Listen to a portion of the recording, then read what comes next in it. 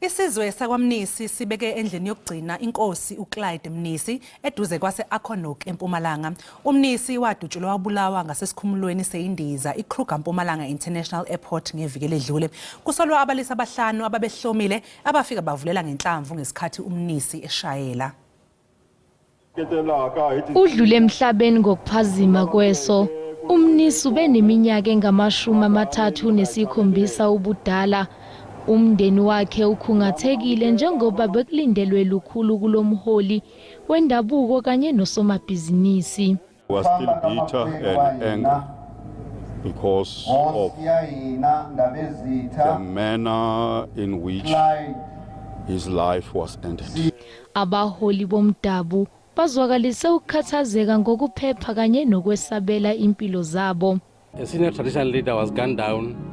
And up until now, no arrest has been made.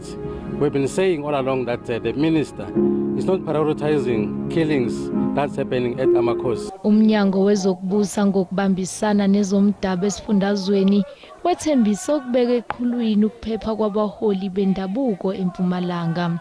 Well, it's a sad day because you will acknowledge that we have just coronated the chief late last year.